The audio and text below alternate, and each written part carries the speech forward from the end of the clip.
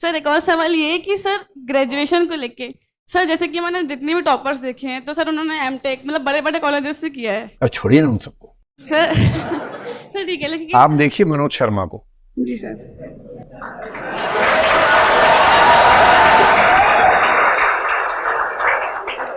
अभी आज सुबह मेरे उससे बात चल रही थी तो विचार हुआ कि वो आज रात को यहीं आ जाए, आज हम गप्पे मारे, पर वो फाइनली हो नहीं पाया।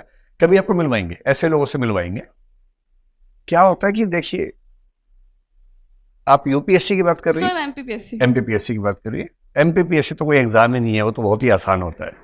कोई एग्जाम एमपीपीएससी, लड्डू भरे हुए लड्डू उठा के खा रहे हैं, उसको एमपीपीएससी कहते हैं। एग्जाम तो यूपीएससी होता है, एमपीपीएससी तो बहुत आसान है, मतलब बहुत आसान। विश्वास कीजिए मेरी बात पर, मैं मजाक नहीं कर रहा हूँ। अगर एमपीपीएससी में स्ट्रगल है तो इसका सिर्फ इतना मतलब है कि आप सही डायरेक्शन, सही रणनीति के साथ मेहनत नहीं कर पा रहे। वरना स्टेट्स के एग्जाम सेंटर से काफी आसान होते हैं, और स्टेट्स में भी एमपीपीएससी कई राज्यों से आसान एग्जाम है। मेरा कई राज्यों में ठीक ठाक दखल रहता है परीक्षा पद्धतियों को समझने में, तो मैं बहुत सोच समझ के बात कह रहा हूँ। तो जैसे मनोज का तो आईएएस की बात मैं कर रहा हूँ भी। आपने कहा कि किसी का एमटेक है, किसी का बीटेक है, कोई आईआईटी से है, ठीक है, वो लोग भी हैं। सिविल सर्विसेज की यही तो ब्यूटी है। सिविल सर्विसेज में हर फील्ड के लोग आ सकते हैं, और कितनी भी कोशिश कर लीजिए, ये बात सही है कि इंजीनियर्स की भूमिका या उनकी मात्रा इन एग्जाम्स में ज्यादा है, और इसकी वजह बड़ी सरल सी है। इसमें यह नहीं सोचने की भेदभाव हो गया है, वरना हम लोग तुरंत आरोप लगाए थे कि भेदभाव हो गया है क्योंकि इंजीनियर ज्यादा है।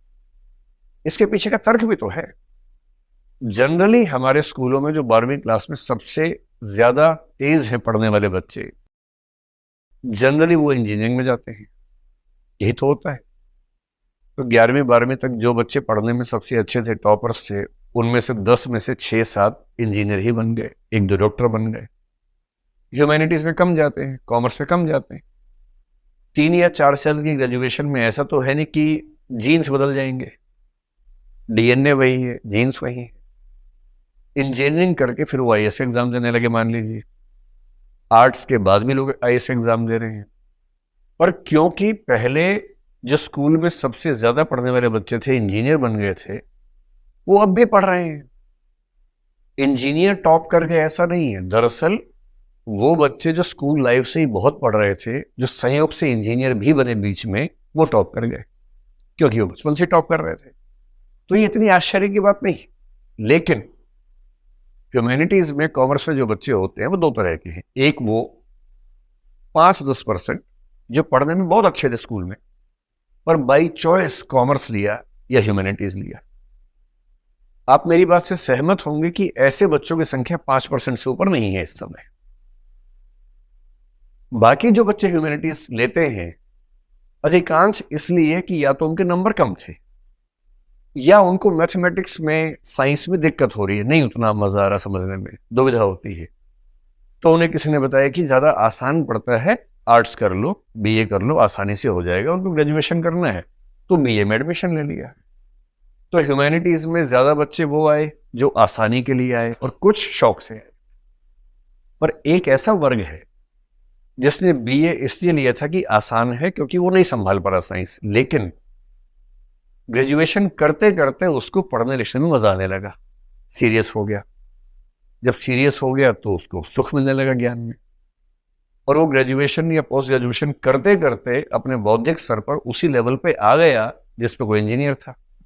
अब ये भी एग्जाम दे रहा है, अब तो बराबरी की टक्कर है उसके बाद। और मैं हर साल देखता हूँ कि बहुत सारे ऐसे लोग सिलेक्ट हो रहे हैं जो शुद्ध ह्यूमैनिटीज के हैं, सिंपल बीए किया हुआ है, कोई ऐसी ठोस बैकग्राउंड नहीं है। इसी बार जो रिजल्ट आया, 2-4 दिन पहले रिजल्ट आया, उससे मध्य प्रदेश के जो बच्चे निकले हैं, एक बच्ची खरगोन से है 257 रैंक पर, मनीषा धारवे। उसके पूरे, मतलब पूरे ट्राइबल बेल्ट में कोई बच्चा आज तक आईएएस नहीं बना, वो आईएएस बनी है। एक बच्ची भोपाल से निकली है जो भारती साहू नाम है, उसकी बैकग्राउंड देखिए, उसके फादर ऑटो चलाते रहे हैं। तो ऐसा थोड़ा है, इस एग्जाम की यही तो ब्यूटी है कि इसमें आईआईटी के टॉपर्स भी आएंगे, और इसमें 12वीं फेल होकर ग्रेजुएशन करके जो बने हैं वो ही आएंगे, हर तरह के लोग आएंगे। असली बात सिर्फ इतनी है कि एग्जाम के लिए आपने कितनी ईमानदारी से मेहनत की, और यदि वो आपने 1.5-2 साल 2.5 साल ठीक से ताकत लगाई है, अपनी स्ट्रेटेजी के साथ लगाई है, तो ये एग्जाम ऐसा नहीं है कि ना हो। मैं बहुत खुल के ये बात कह रहा हूँ, इसलिए नहीं कि आप मोटिवेट होकर इस एग्जाम की तैयारी करें, आप तो पहले से कर ही रही हैं।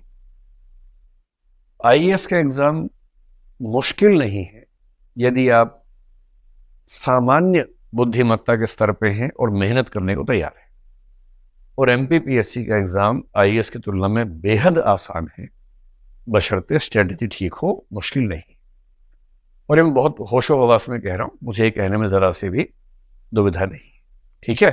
तो आईआईटी वाला कोई मिले कि मैंने तो आईआईटी से बीटेक किया, एमटेक किया, तुमने क्या किया? सर मैंने तो सर ये अटल बिहारी कॉलेज है सर, यहीं पास पे ही है सर, हाँ। वहाँ से डिग्री करी है।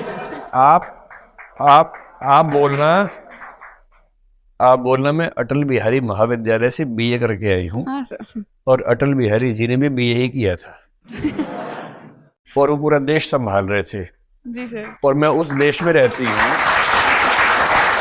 और सीधी सी बात है, जब देश का प्रधानमंत्री बिना बीटेक एमटेक की इतना देश संभाल सकता है, तो मैं जिला नहीं संभाल सकती? जी सर। ऐसी कौन सी खास बात है? तो डरना नहीं है किसी से, खौफ में तो रहना ही नहीं। कोई आपको डराए ना कि मैंने एमटेक किया है, अब बोलो बधाई हो, मैंने एमए किया है, तो क्या फर्क पड़ता है? जी सर। है ना, डरना नहीं, मस्त रहना है। चलिए।